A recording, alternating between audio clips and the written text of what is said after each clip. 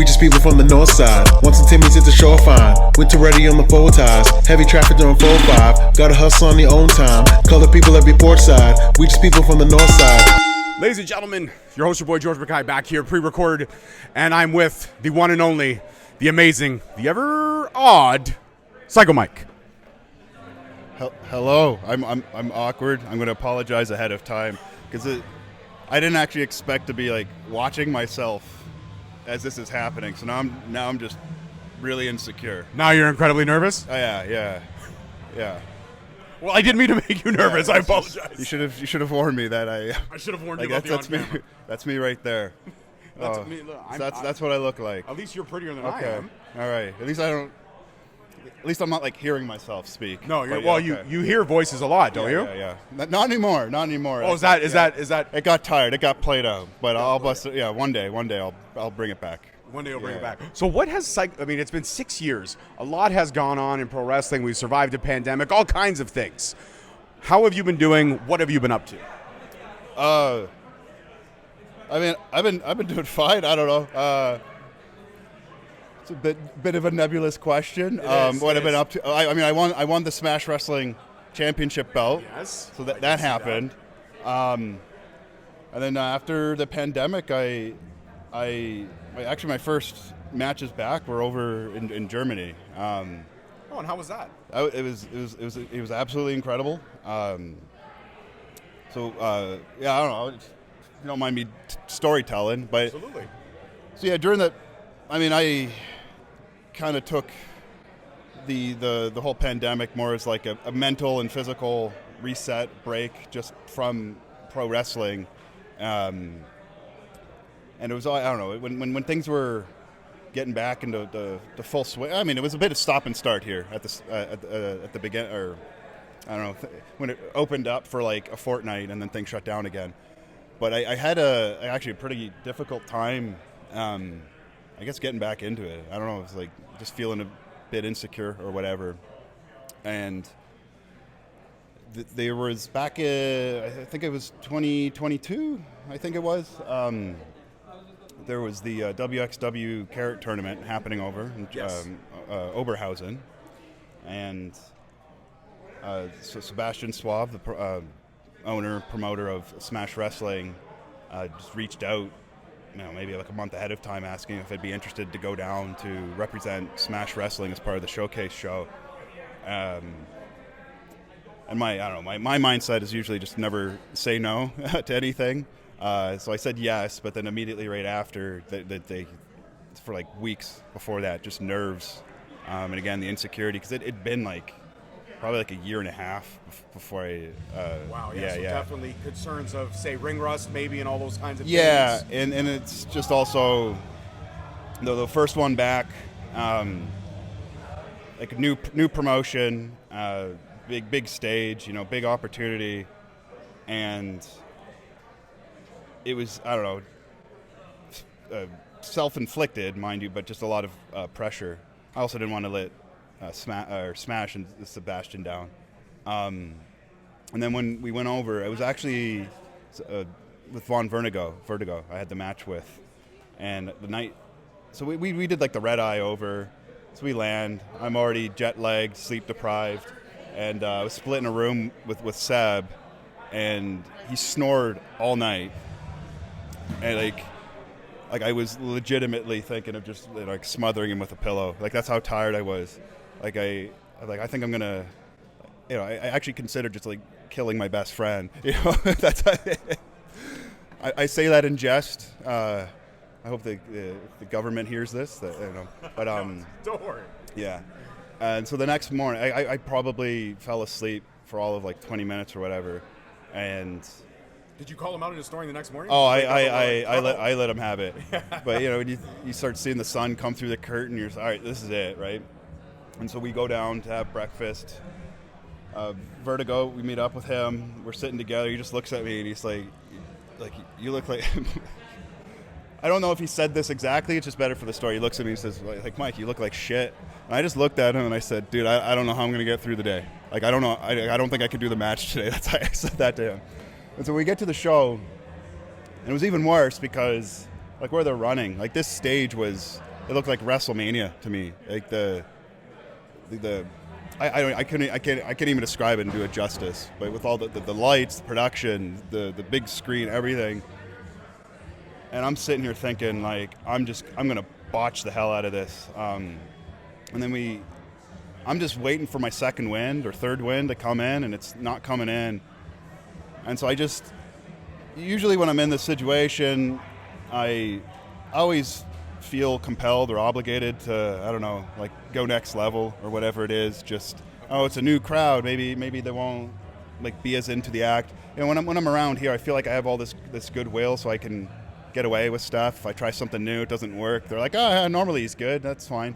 But I was just like the gears weren't really turning, and then I just kind of relaxed. All right, I'm just gonna trust the act, so to speak, and just like they brought me over here for a reason. Like, why try to adjust? Why change anything right now, right?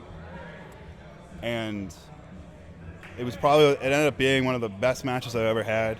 Vertigo was an absolute like hero for me, just there for everything, and going in, doing the hard cam stuff, doing the body slam stuff, and I remember like you come out, nobody knows who the hell I am, and you get the like courtesy, applause or whatever, and then I just remember at the one point when we run the bit, and I call for the body slam. I got right before I called for it, I'm thinking maybe they're not going to have any of this.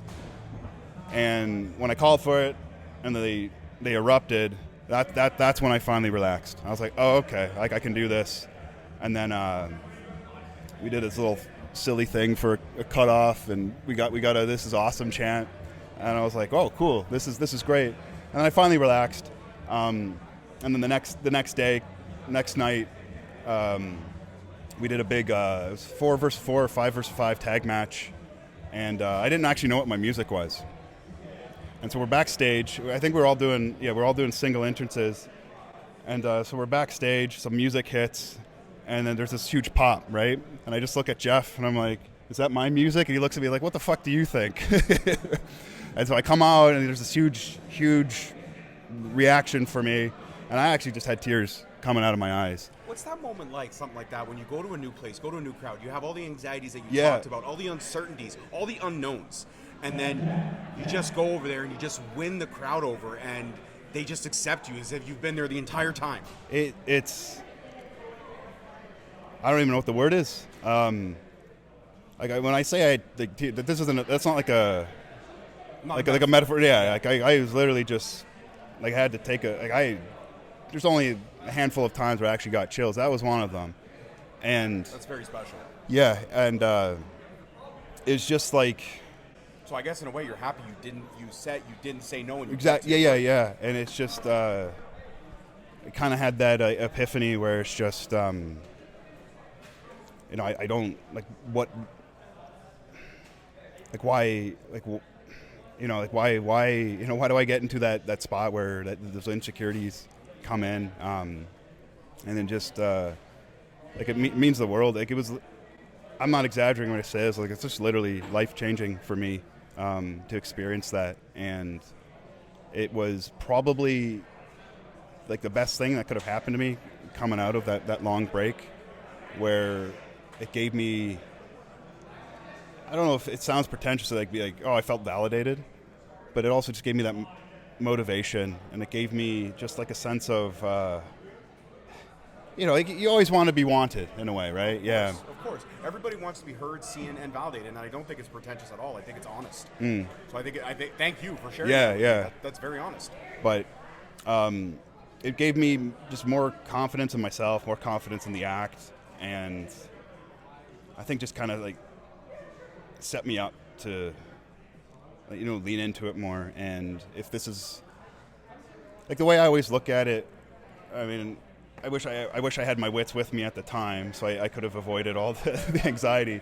But it's just, if that's what brought you to the dance, and if they don't like it, or if it's not a fit or whatever, it's just, okay, it is what it is.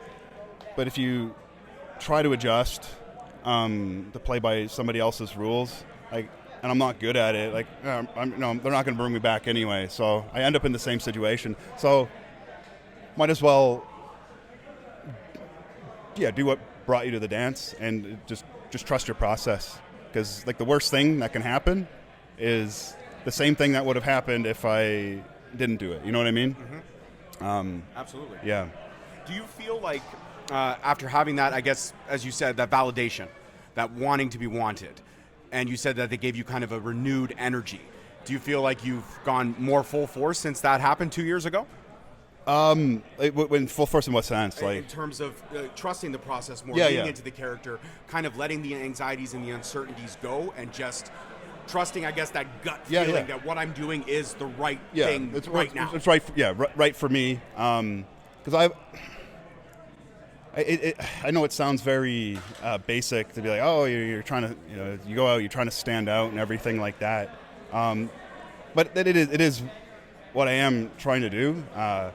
So I kind of look at it as like a market inefficiency. This is going to get super pretentious, but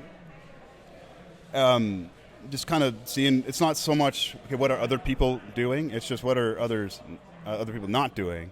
And if I can fill that void, it means, at least this is my mindset, is that if that's it's like, I guess, a less competitive market in a way, where it allows me to fill in that space. I've always kind of resented the term comedy wrestling, because it puts it in the corner. I say no. I do wrestling matches, and I just tell jokes in them. It's the same concept, where it's when you're out there, you're trying to make them feel something, and you can make them feel, get them on the edge of their seat, and make them feel feel suspense or whatever. And it's just, for me, I'd rather make them feel this unbridled joy. I want to like injure their faces from smiling for so long.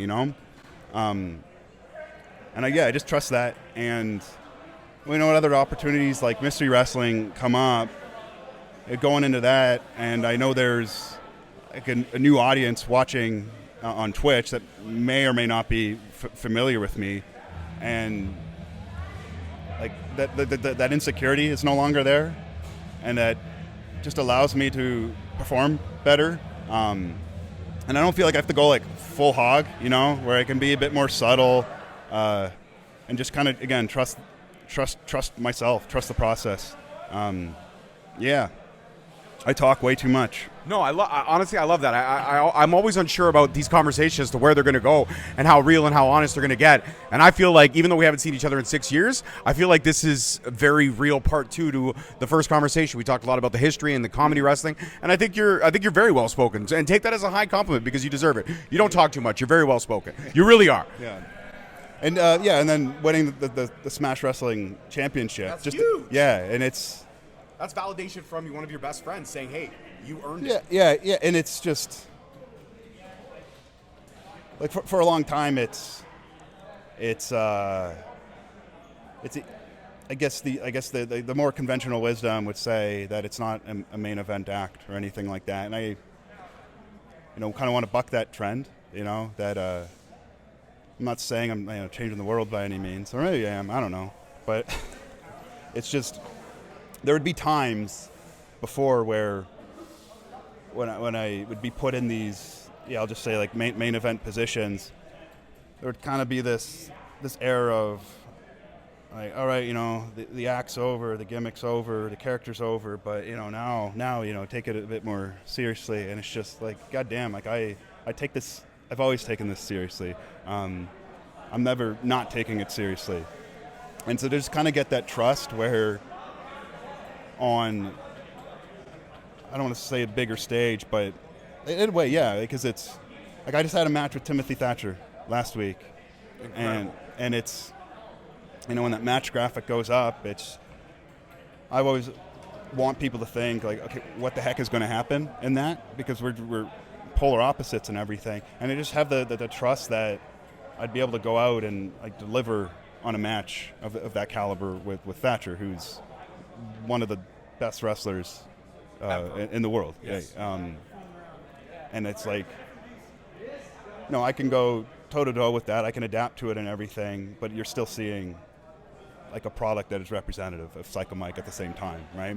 And so it's the combination of it where I always look at it where we're not going to go in. I'm just using Thatcher as an example since it just happened, but it's not going to be a Timothy Thatcher match. It's not going to be a Psycho Mike match. I want it to be a unique composition of the two that I can't replicate with anybody else, and he won't be able to replicate with anybody else.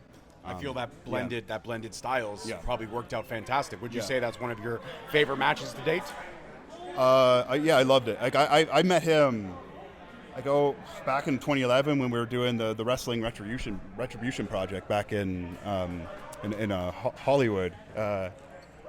Unfortunately, never got picked up, never became anything.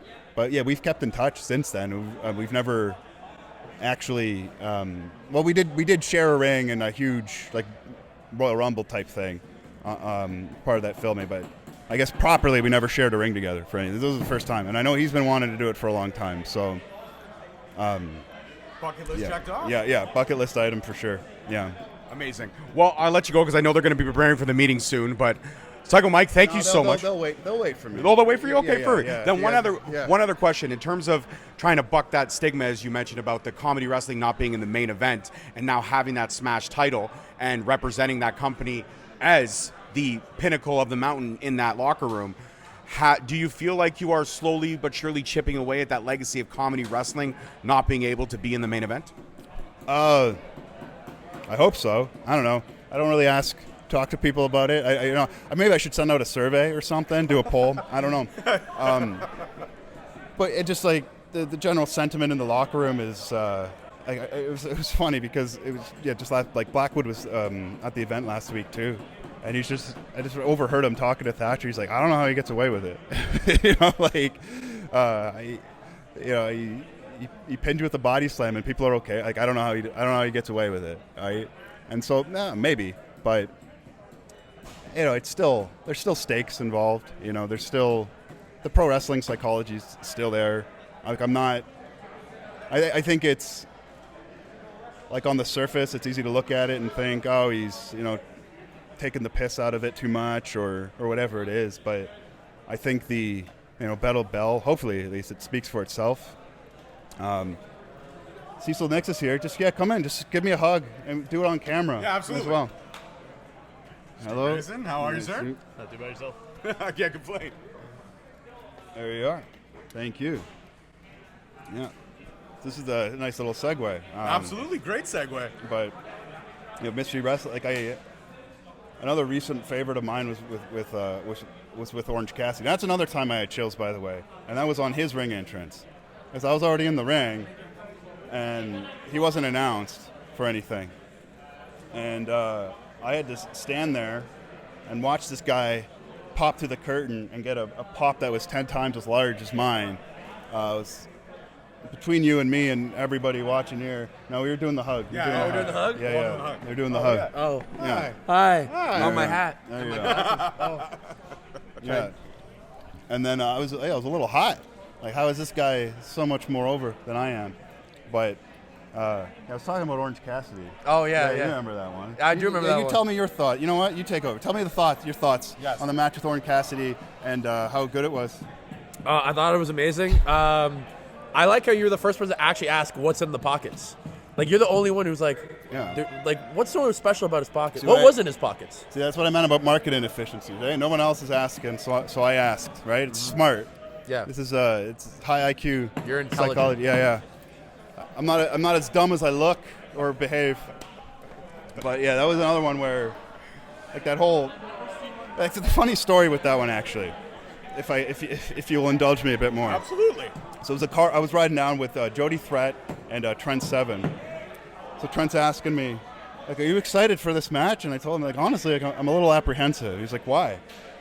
I was like, it's because the deal is it's AEW was in town for their TV tapings, and I figured, this guy, he's not gonna want to do this indie show and take like a bunch of these like 15 body slams or whatever the hell it is, right? It's supposed to be a day off for him, and that's my whole act. So I actually don't know what I'm gonna do. And we were just riffing on this idea, and I said, I should probably, how about this? I just grabbed the microphone at the beginning of the match and formally announced a heel turn. And then we came up with this idea of this this doctor's diagnosis. Can I say shit? Absolutely. Yeah. This doctor's diagnosis where I reveal that I've, unfortunately had my final pro wrestling match as a babyface because I've been diagnosed with a rare condition called being a piece of shit.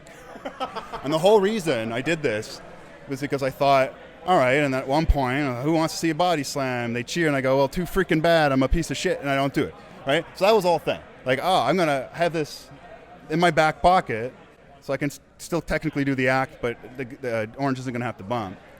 But then he came up with the idea, because there was, it was Bryce Remsburg was there doing a seminar with all these referees. And so before I got there, Orange had already claimed that he's going to use all these refs in the match, and he already had this idea of doing like the 6 or 7 ref bumps or whatever it was. And so when I pitched him the idea for this whole piece of shit thing, he loved it. I didn't tell him it was because I didn't assume he wasn't going to want to take a bunch of bumps. And then he pitched the idea for the finish, where it was slam, kick out, bump the ref, and then, I don't know if you saw it, but... I did, actually. Yeah. Do that 7 times and everything. And I just thought it was funny in hindsight, where the only reason why I came up with it was so he didn't have to bump, and he took them all anyway. And it was his idea. But yeah, that was, a main event match.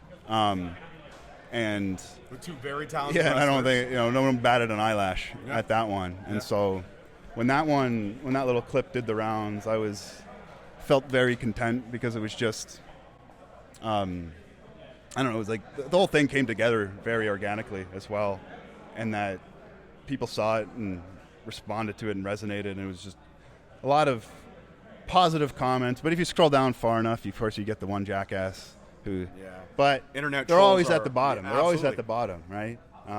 I guess if you're not pissing somebody off, you aren't doing it right. But I forgot why I brought this up, but it made me feel good. It made me feel good. You brought it up exactly for Yeah. that reason. It made you feel good.